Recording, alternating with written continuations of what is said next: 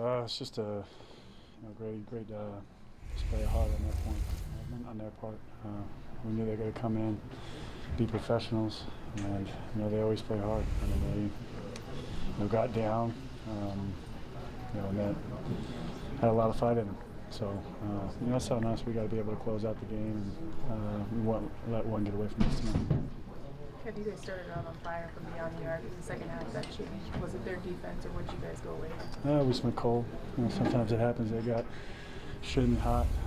Started hitting a lot of contested looks, open looks, got out in transition, got to the hole.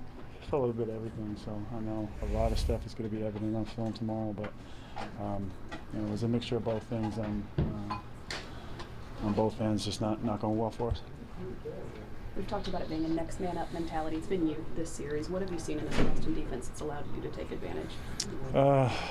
Just picking my spots, finding open spots on the floor.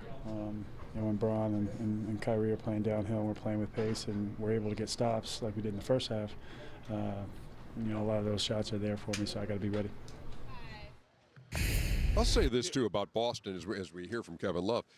I mean, they defended. In that fourth quarter, they dug in and they defended, and they made things tough on every one of those Cleveland Cavaliers. Well, because, Ernie, your offense gets your defense going. You ask Kenny and Shaq, when you're missing shots, you don't want to play defense. But when things are going good and you're making shots, it gives your defense energy. But there's one thing I say about looking at Kevin. Kevin played a good game, not a great game. 13 threes is too many for him. He got off to a great start. Listen, people know him off a lot. Threes are great when they go in.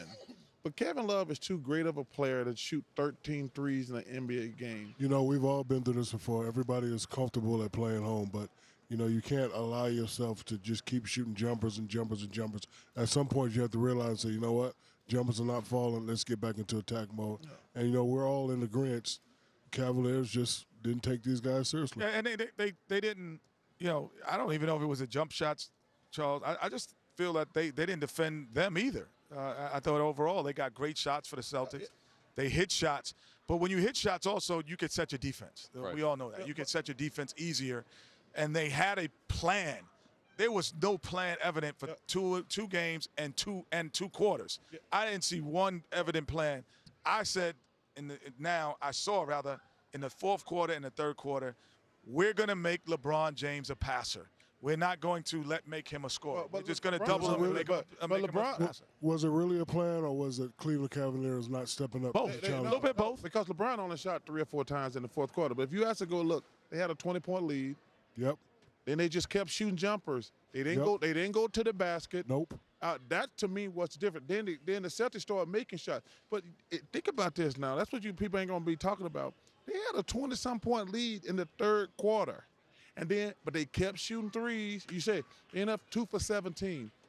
Well, if you got too many threes. 14 for 22 in the first half, 2 for 17 in the second half, and 111-108 is the final.